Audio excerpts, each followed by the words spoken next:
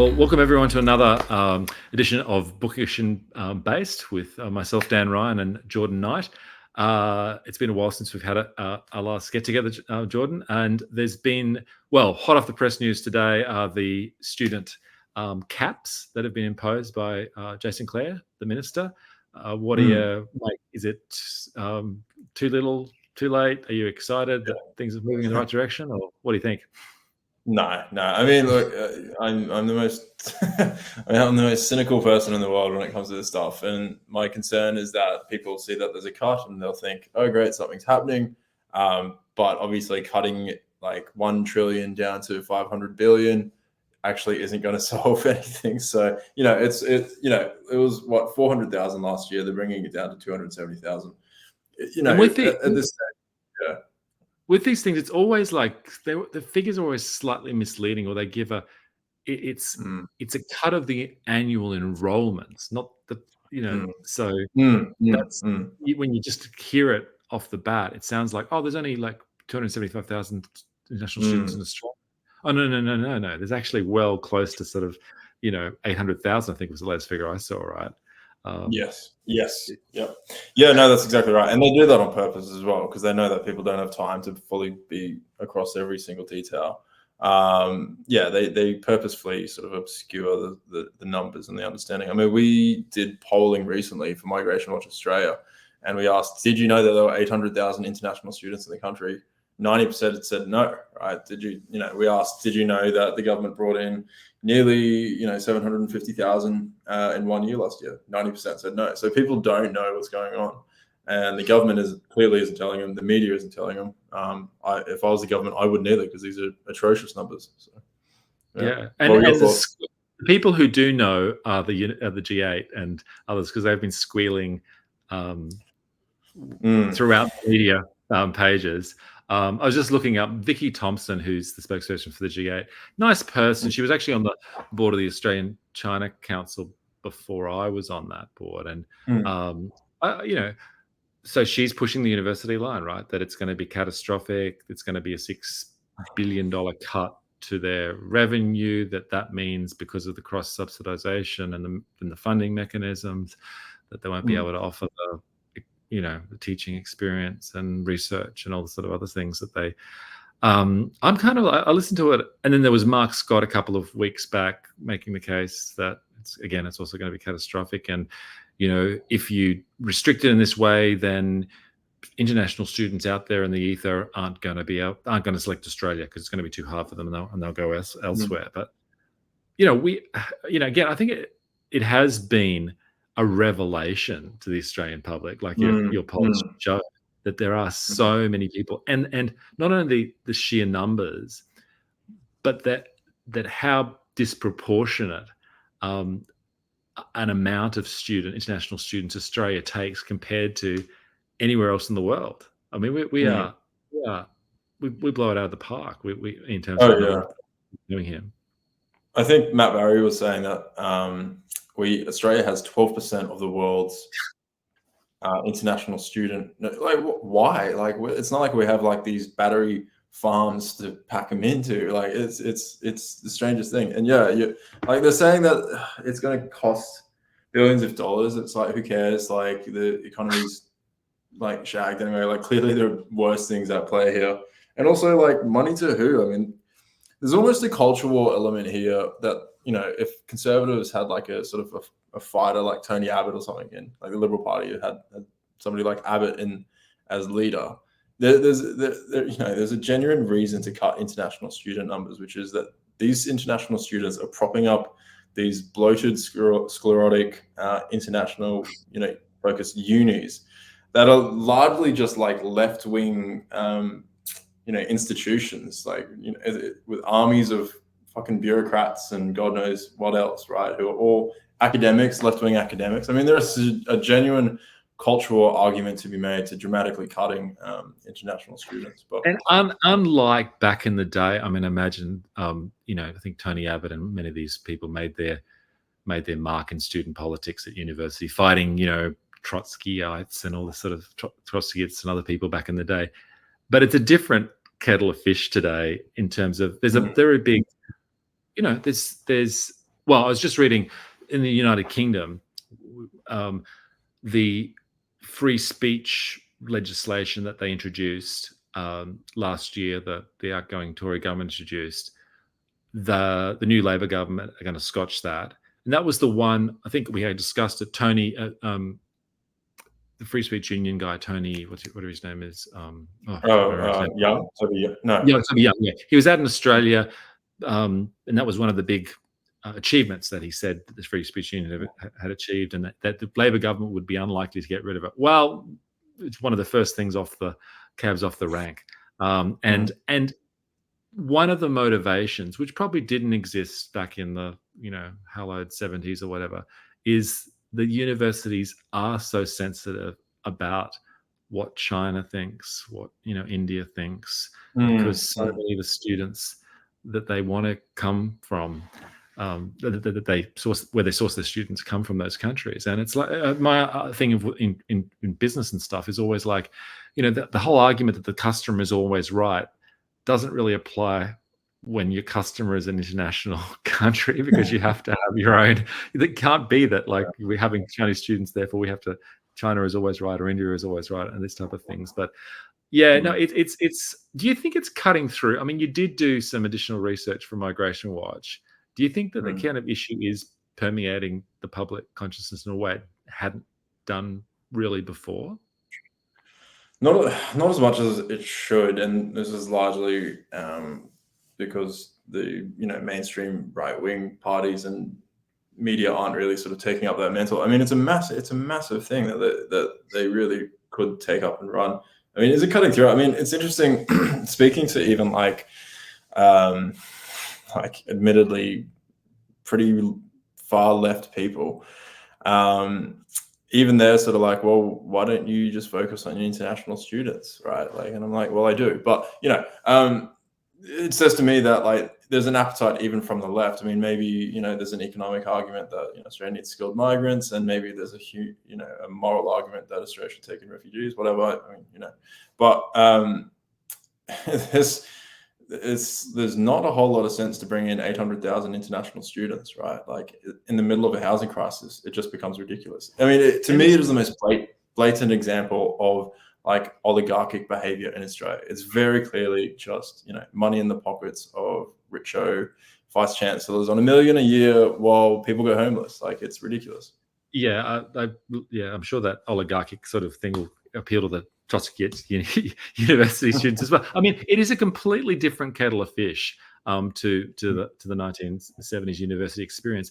And one thing that they never really address, it's not just the freedom of speech thing on campus, which has been bubbling along for a while, but it's also the university experience. Like which has been completely degraded for the native-born Australian, if you want to use that term, who used to go along to university. I mean, their class sizes are bigger. The kind of culture of the university. I mean, the university is a public institution of a country, right?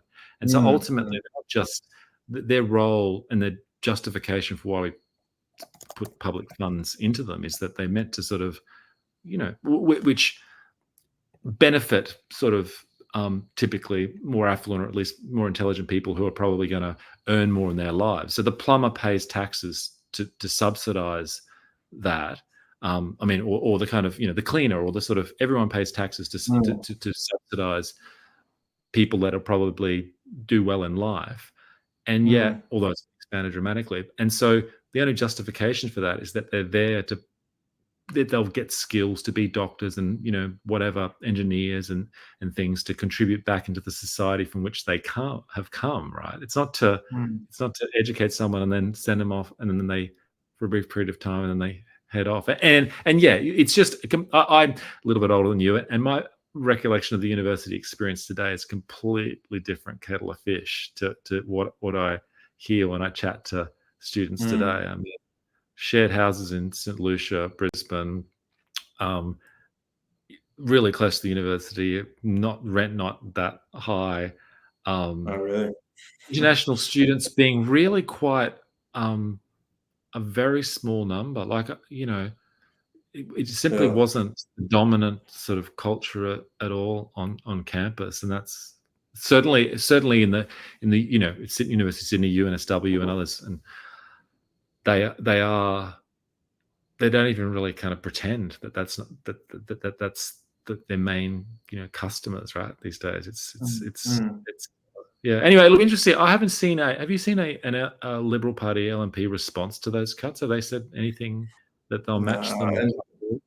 I mean, I don't think they have, and I think I think the Liberal Party said that they were going to reduce it by like 25%. So just like tiny stuff. Like they're not seriously going to tackle it. So yeah, and to go back to what you're talking about how it affects university life. I mean, I can absolutely vouch for that. I was talking to my dad the other day, and I was kind of like, wouldn't it have been great where if instead of having to live in the shittiest share house imaginable, like most rundown thing, and live in basically abject poverty for 3 years while studying, wouldn't it? Because the rentals near university the rent was sky high, right? And I was telling him, if you went to the library computer lab on lunch break or after class, you could not for the life of you get a computer, because most of them was taken up by international students playing video games and eating like fried rice and their dinner or something like that. Like it was bizarre. It made no sense. And like, you're just a young student, so you don't really think about it. But now that I'm looking back, I'm like, that was a terrible university experience. We had no culture whatsoever. There was no on-campus culture at all. Yeah. It was. And again, to go back to what you're saying as well about, the customer's always right unless the customer, is from a foreign country. I mean, look at the Drew Pavlo thing, right? I mean, it's becoming, it literally broke into being a foreign security issue. The international students, on campus were able to sort of influence the university so heavily, just because they bring money to universities, and universities need them. It's literally a national sovereignty issue now. Like, this is how bad it's gotten. It's not just economically bad. It's not just socially bad. It's now a national sovereignty thing. This is where Nat Cons, should go crazy and I'm so used to corporates.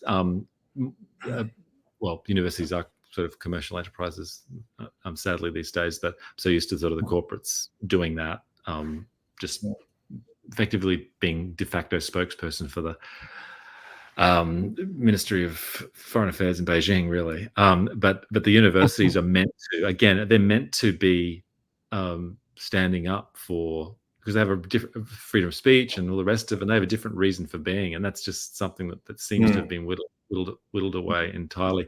And so what do you reckon the prospects? So this slight cut, even though there's so much screaming from the G8 and others,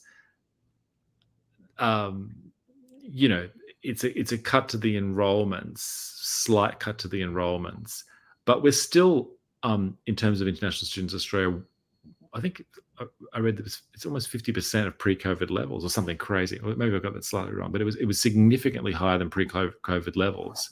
So it's not as though this slight reduction, which is being proposed, brings us back to what we were when the situation was already bad, right? It's a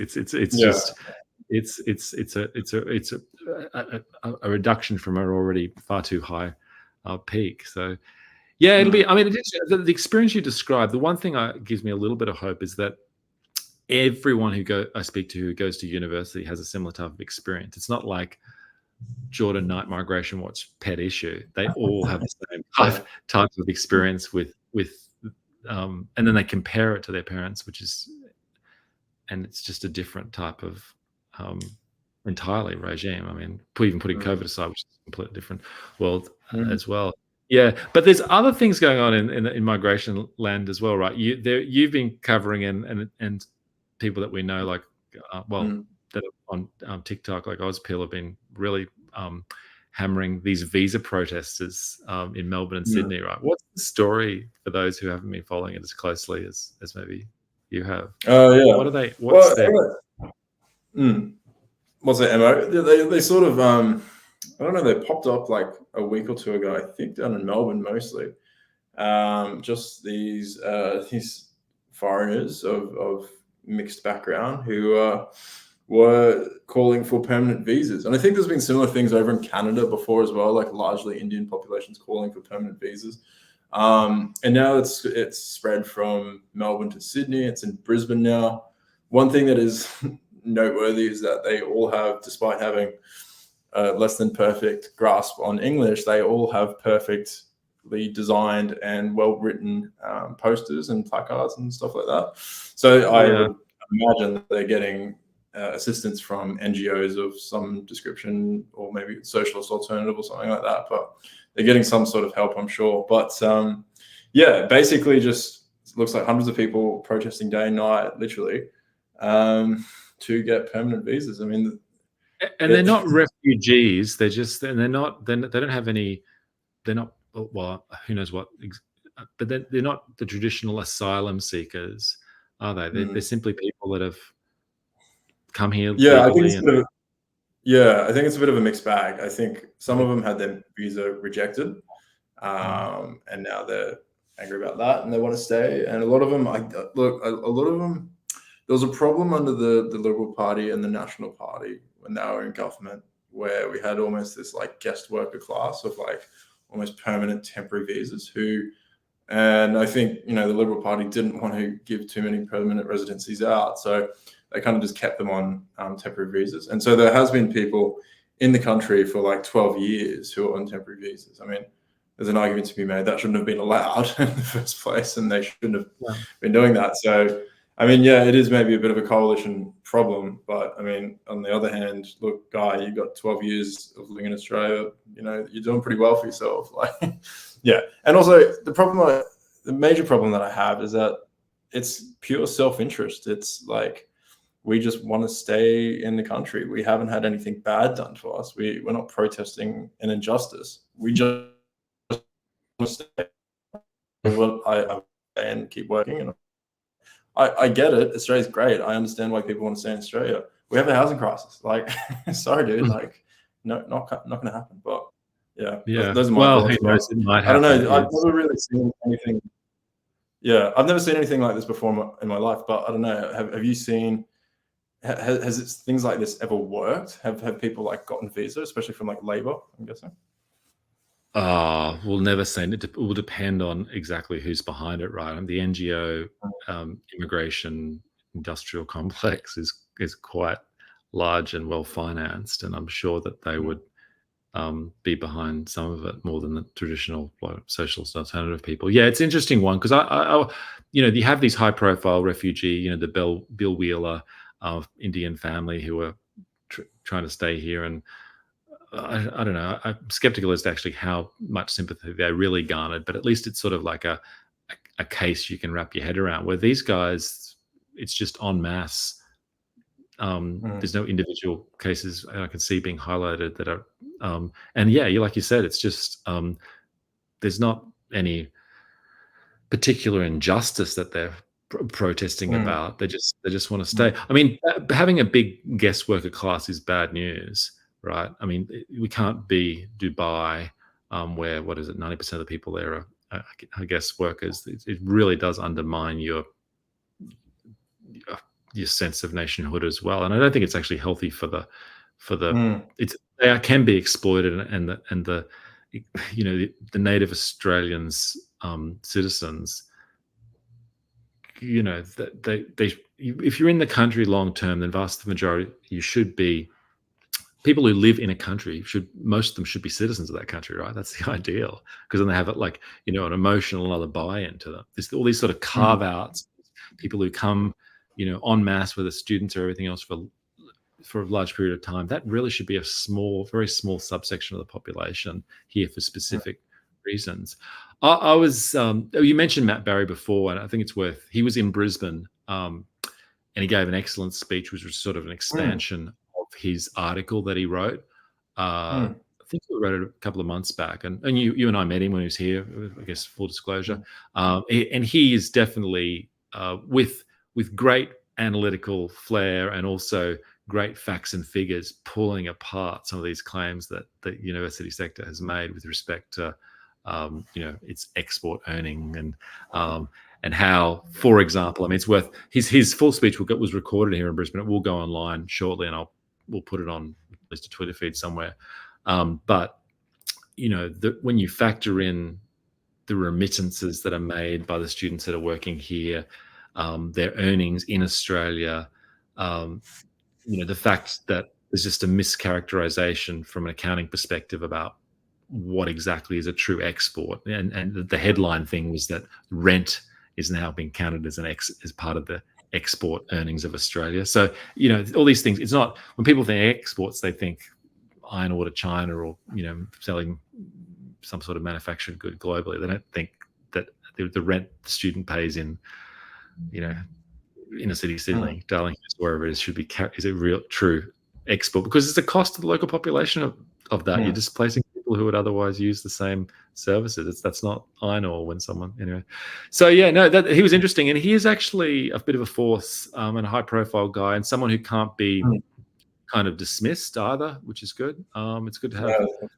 Well, so what does he talk about? I'm interested to hear. I couldn't go. Oh, he went in the speech. He went for 2 hours, and everyone was quite captivated with facts and figures. And look, the vast majority of it was dedicated to immigration and the reliance of this on the Australian economy from an economic perspective of that, and how it's screwing the young people, screwing the housing market. These are all obviously themes to you've hit on as well. And he was very lucid, and he was very fact based. It wasn't just which is what you need, like slide upon slide of good kind of core figures. A lot of stuff taken from macro business, which I'm sure you know those guys have been pretty good too on this issue, and also just the general theme, which again is very close to the sort of Nat Con stuff of both with immigration and with trade and investment policies. We've kind of hollowed out our nation, both economically and culturally, and he gets that, and it's neat to have a guy who's been very successful in business. The corporate guys who have been successful in business are a mixed bunch, right? Sometimes they can be sharp as a tack, like Matt Barrie. They're very, but then there was as I think I sent to you recently today, Paul Bassat, who's a venture capitalist who's famous for Seek.com, and he's launched his own thing with the Commonwealth Bank and a whole lot of, I think Kate Jones is an ex-Queensland minister here and an ex-Treasury official. They've set up a new, the crazy thing is they're interested in public issues, but with all these ones, it's almost like a vanity project, because it doesn't really have a coherent philosophy behind it, but they'll have a lot of money behind it. And they sort of like, they don't know there's no unifying, like I said, philosophy to pull it all together, but they understand public policy is important. And what they really want is like people not to be polarized, and they want to, and they're literally going to do polls to work out what people are interested, hot button issues are out there. It's almost like, what shouldn't you be responding to something? And then, but anyway, there'll be a lot of money to be put towards, and it'll sit there and, no doubt have a probably damaging effect on product in some ways. And all of these guys, as I've you've experienced, corporate Australia, they have technical skills and some of them are very good at it, but sometimes they're kind of like understanding or any sort of reading about whatever political thinking is so wafer thin, and so superficial. It's either, I think Matt Murray was actually saying this, it's either like one of two things. It's either can't we all get along, or it's or no, actually more than two. It's either can't we all get along, or aren't those teals doing great things? That's for the future. Or it's we just need to sort of, democracy sucks. We need to sort of like run it like a corporate, like BHP. And it's almost as though they're coming up with these things that they think are new ideas. They've thought of them for the first time, and why hasn't anyone else sort of think? And the lowly branch member, like, say what you will about how, moribund some of the parties are, but, the lowly branch member of a Liberal or Labor plot has at least thought about these things in a bit deeper way than so much of corporate Australia, I reckon. At least they've got a bit of an idea. They've read some of the, different books on things, and they're actually much more informed in some ways than these sort of highly, well-heeled corporate Australia types. But they're out there. It's a phenomenon, right? What do you make of that? I mean, it's so funny that the CBA is funding a think tank. I remember when banks used to like subtly or subliminally like fund things. Like now they're just out in the open. They're like funding progressive think tanks. It's ridiculous. It's yeah, look, it's going to be terrible. It's just going to. You're absolutely right. It's going to be like another pastel colored, Comic Sans, Millennial Core, fucking like do nothing think tank where like these extraordinarily well paid people. Yeah, I just want to say the most limp-wristed stuff. Wow, and they're like, wow, why is everyone so angry? Is it social media and algorithms? And There we go. meanwhile, somebody's getting evicted for the 6th time in 3 years or something like that. And they're like, wow, why is everyone so angry? No, I agree. Yeah. It's crazy. And as you do, and as I do, whenever there's an article on any sort of public policy, quick scan to see whether immigration is mentioned. And obviously these guys, it's not mentioned at the slightest. It's avoided like the plague. Actually, there should be like, what I noticed is that usually one of these things, when they pull these things together, which are so predictable, there's like the youth representative. You should throw your hat in the ring, Jordan. It's the, how they usually have a bright young person who's like, we're tapping into the youth and what they think, and they're going to be represented too. And I don't know. Haven't seen that person yet. Yeah. No, it's insanity. I will say one thing though, just on that, like, I just got back from overseas, right? And it was like a month of traveling. And when I got back from it, because, when you're traveling, you're staying in like the bubble of bubbles, right? Like you're not, and I kind of can sympathize after doing that, I can kind of sympathize with these people. Like if you're removed from every single hardship, you're not touched at all by the economic decisions on a street level or the social decisions on the street level. If you're living in these enclaves and you exist in the bubble of bubbles in Australia, you're like, everything's fine. Like, I don't know what everyone's talking about. Like, it literally has like a softening effect on your brain.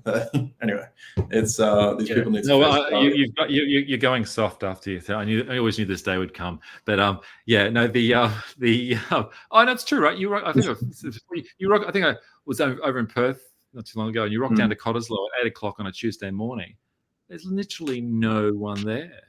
There's a few boomers who've done their morning swim, and you look around and you think, yeah, this place could probably do with a few more people, a bit more of a buzz, And it's just such I mean, you look around and like the last thing you think is, Jesus, Australia's immigration rate is too much. And yet these guys, they just, like so many other issues, they just never experience the reality of it.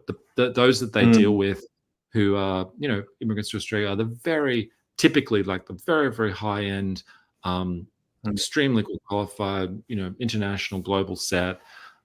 Great, those people come to Australia, fantastic, but they could be based anywhere or doing anything, and then very not really representative of the kind of larger, economic and cultural kind of challenges that mass immigration brings. It's bringing the CEO of Macquarie Bank. Great, good luck to her. Or she grew up in Australia and all the rest of it. But that's a very different type of phenomenon to trying to, struggling for houses in suburbs that these guys have never even heard of, right? Or never go to.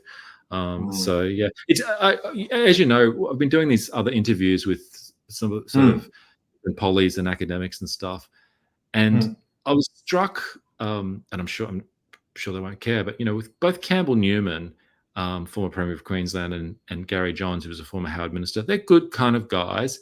But I was struck when I was asking them about immigration, they didn't really they sort of almost like they hadn't thought of it enough, right? They hadn't kind of, and their solution, unlike some of their other areas where they're really quite detailed, and their solution was, well, we need, I think Gary said we need a values, we need sort of, before we bring in immigrants, and they're very reluctant to even talk about numbers or reducing the quantum, but whatever number, they decide, they should be screened offshore, in a sort of values processing center. I think was what Gary was discussing in Amsterdam. I don't know how it would work. I mean, it's just completely impractical, really. And at this center, they would determine whether these people were really, really going to sign up for Australian values. I mean, how that would work. And then, the mind boggles. And then Campbell's idea was, look, they give an oath at the citizenship ceremony, and if they don't no longer uphold that oath, these sort of vaguely broad, values about democracy and all the rest of it, then if they breach that, then they should be booted out. And it's just like, well, that's just not how the visa system works at all. B, how would you enforce it? Who would decide? I mean, there's enough backlog in the courts and immigration with immigration related matters. You're going to add to that, and I don't even know whether at a general level I feel comfortable with the idea that anyone's citizen could be stripped, yours and mine, if we breach some values determined by the court. I mean, maybe who knows what they'll decide, right? Is talking about the breach of multicultural values that all Australians hold dear. I mean, mate, it's a dangerous little road. Hey, did you watch that Q&A episode last night? The one with no, I just watched the clip of the lady asking about multicultural. Pretty red hot from Nonna. Yeah, and I mean, I think James Morrow had an article in the Daily Telegraph following it, which was basically defending the person and saying it was kind of an interesting topic for them to choose, but the response was pretty predictable from the media. Yeah, just to go back to Campbell Newman and the other guys, Gary Johnson. Yeah. They always seem a little these guys always seem a little underprepared to talk about immigration, and you always wonder why, because like we said before, it's like to a lot of people, one of the most pressing issues, right, that lots of people care about. And yet our sort of conservative class and conservative commentators, people that you think would be in the thick of it, don't really talk about it. And it's an interesting thing. I do think it's like, it really just is as simple as a matter of, the media and the government starving it from people. And like, for example, like I didn't know literally anything about trade or tariffs, right? Only until you started talking about it. So there's like, if it's not sort of coming like at you from different angles, you're not going to think about it. So there's this media blackout basically on immigration. So these guys aren't sort of prepared to talk about it. It's a serious problem. There's a major information gap and what do you say, like rhetorical argument sort of or information gap, I suppose, for the right in Australia on these topics. Well, it's simply not. I can't certainly remember the immigration level in Australia being one of the key policies that people wait for with bated breath during election campaign, right? It's like we got a tax policy and here it comes out and everyone scrutinizes it and, hey, you've missed a sort of, that rounding error here and either a gaffe. But it's never like, there's never that type of sort of scrutiny given to the immigration numbers. It's like, oh, hang on, you're saying it's going to be X, and or which party is going to promise the lower or higher immigration level? Like, can't even remember ever a discussion like that. Oh, I mean, there was a sort of discussion in passing at the last election where Albo said he's not going to match Scott Morrison's numbers, but it was a one-day kind of event, and the rest of the campaign was talking about tax and carbon taxes and whatever else they were talking about during the time, COVID recovery and stuff. And so these guys, it's almost as though they don't. I mean, they're focused on. Gary was talking about the rorts that could exist during the visa processing, but they never focus on the numbers. And I think I said to Gary or said to someone that, great, John Howard, he changed the name of the department in 2007 from the Department of Multicultural Affairs to the Department of Citizenship and Australian something. Great, good. That's the right idea. But you had 300,000 or thereabouts people coming in per year. So it's almost like the rhetorical sort of varnish to you can't be converting all those people, 300,000 people, John Howard, with those numbers, right? And it's almost as though the quantum is something that they just don't. They just don't, like, you could be saying, they wouldn't know the numbers. If it's 50,000 or 300,000 or a million, well, it's just immigration. You know, it's almost as though it exists in a kind of, it defies sort of analysis or discussion for these people. Like, whereas if you're talking about like the the wording of the voice referendum, like they'll be all over that, and this means that, and this, that, and the immigration. It's well, what classes of immigration number? I don't know. It's sort of, we love her. That's very true. It's very true. I think you said, I think it was you who said, nobody really meets like 100,000 people in their life. It's genuinely conceptually hard to understand how much 800,000 is. Like it past a certain point, it's just an abstraction, right? Like, yeah. Well, I think there's that old Stalin line that one death is a tragedy and a million is a statistic. You probably change that, but no, literally, you don't you don't feel it. Like, you don't know. I mean, there's been sort of Twitter accounts that says this. How many? I mean, you probably know, like, how many people on average enter Australia now daily? Is it 15,000? 15? It's like 2,000 a day or something like that. It's like I think it says that it's like one every 42 seconds or something like that. Yeah, that's right. You adjusted it, right? And it's like, that's, I mean, there's so much of, well, when people run media campaigns, they're like, there's a death every whatever week of bowel cancer or something along those lines, and they use that thing to sort of hammer, but they don't sort of think that's a lot of people every kind of 42 seconds that's coming through. And what is that? Is there like a new apartment being created every 42 seconds? No. The other great thing Matt Barrie, by the way, focused on was that, and it's not news to you, but it's anyone's watching, really, the lies that they tell to justify it. It's not just that they ignore, when we've got a housing crisis, what are we going to do? We really need to focus on supply, and building approvals and all the rest of it. And Matt Barrie, he went through, it was one stat where he said there are more cranes in Australia. Then he ran through the cities, and I'll probably get it wrong, but it was pretty much like, there are more cranes in Australia than in Sydney and Melbourne, or in Australia, than Chicago, blah blah blah blah blah, all the rest of it.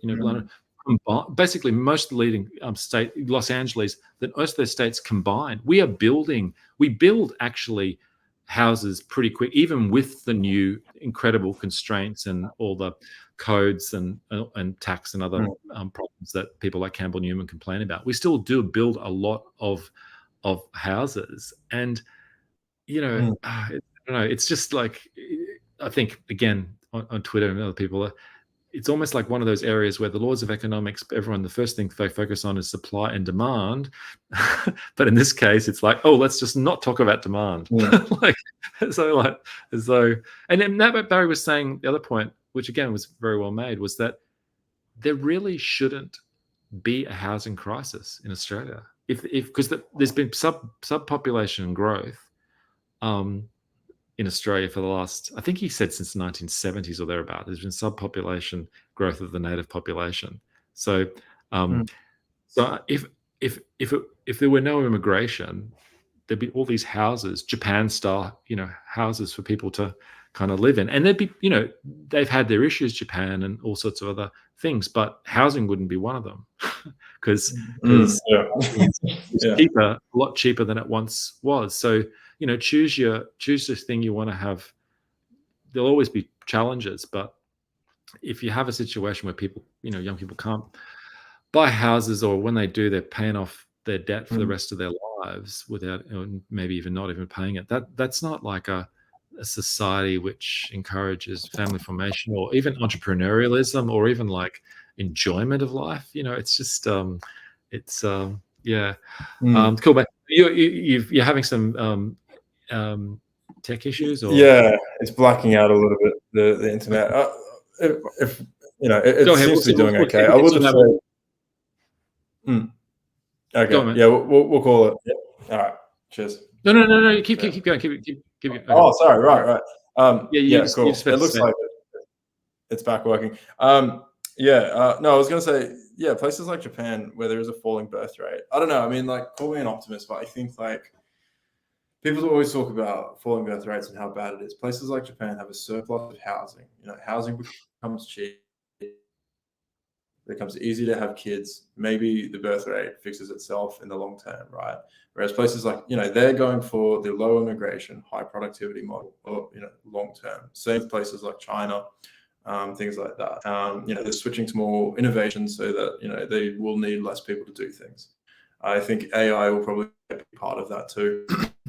Australia, on the other hand, and America and England, on the other hand, are going for the low productivity, low innovation, high immigration model, which is simply just pour people into the country and everything will be fine. And, we've discussed this before, but high immigration very clearly has negative effects on birth rates, especially in the inner cities. Like, it puts downward pressure on wages, upward pressure on housing costs. Like, these are the major things that are stopping people from having kids earlier on and delaying family formation. So, like I've told other people, the cure to a declining birth rate is actually worsening the problem. Like, if immigration is supposed to solve our declining population, it's not, it's worsening it. And also the idea that in addition to sort of like the impact on the sort of social cohesion and stuff, it's impacted the culture in Australia in a different way. And I think you've mentioned this in your tweets and commentary.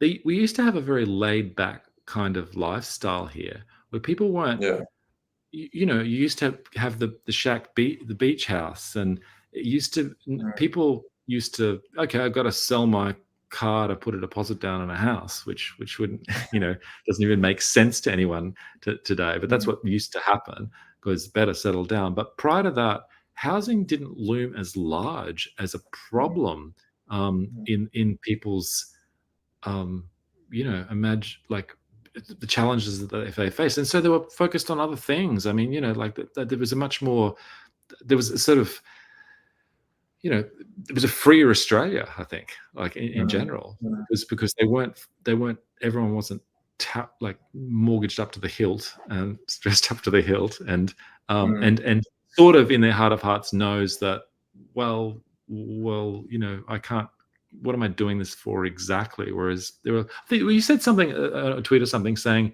everyone you spoke to in Sydney, or large numbers of people you spoke to in Sydney, were kind of, they would have half wished to be doing something else rather than paying off their gigantic mortgage, or right.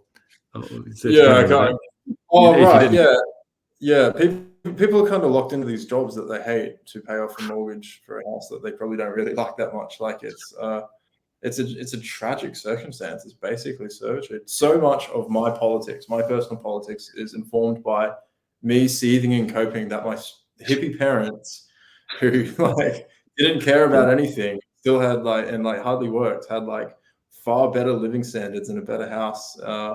That's what I'm getting at. Yeah, it wasn't so overwhelmingly a focus of everyone back in those days, because I mean the baby boomer generation, it's yes, they struggled, guess they worked hard. I have nothing against them, but there was a particular blessed period in history when a lot of things just worked their way, and they just weren't as, I mean, there were go ahead, get ahead types back then too, but the average Joe didn't have to be so focused on their investments, and then one little slip might mean that they suddenly have to kind of, will never get into the housing market and time their run perfectly. And that's just, I think that's just beyond. Yes, there's a million stories about young nurse, leveraging up to the hilt and somehow paying it off, but it's all just highly I mean, the average person, it shouldn't be a society where 80% of the population have to be, who probably don't have the skills, have to be the master, picker of, have to be so focused on their investments rather than living the hippie lifestyle, or going to the beach, or not even hippie lifestyle, just a much more relaxed, natural lifestyle, which used to characterize Australia more generally, right? Yeah. No, that's right. It's insane to think that people used to be able to have hobbies, but now it's just like people don't do anything. Like, they can't. Anyway, sorry, go on. Oh, sorry, man. No, it's right. Yeah, it's killed all the voluntary associations and stuff too. Like everything. Yeah, that's right. Everything people used to do for free, but because they were very interested and they had time to do it, and it wasn't like if I do that, then I have to justify it because it means my mortgage is not paid off in time. Yeah. There's one thing I'll say about that as well. I think when you have, more, we were talking before about back when you were in university, rent was actually cheap, right? Like, I think, you can draw a straight line from cheap rent to better bands and music outputs, right? Oh, And better, absolutely. Yeah. like, but places in Brisbane generally used to have a thriving music scene. Yeah. Like, we punched well above our weight for in terms of music, and it's genuinely a lot of fun on the weekends. You come to Sydney because nobody can afford to be a guitarist or a musician or a hippie or a deadbeat labour poet. None of those people exist here, so it's just like everybody gets up They at 7 used a.m. to and even in goes through. Sydney. They used to even in Sydney. There are plenty of laid out houses in shared houses in Melbourne when the literati of Australia used to reminisce, and they were all living in the inner city, right? Like they weren't actually doing a shared house way out. They were in terraced houses in Newtown or whatever. It was like it wasn't anything. I always thought that with I play a lot of guitar, but I always thought like the best places where you get new bands forming is when you've got like an affluent society like Southern California or Brisbane, but with space where people have garages. They have enough affluence to buy, the mic and the good thing. They're not, it's not rural India, but they have enough space and free time. And those are the sort of circumstances that you get good bands developing. Anyway, that's a side hustle. The reception isn't great tonight, so we might wrap it up a little bit early. But yeah, good to reconnect, and we'll make sure we make some more of a regular thing going forward. Cool, mate. All right, appreciate it. Thanks, everyone.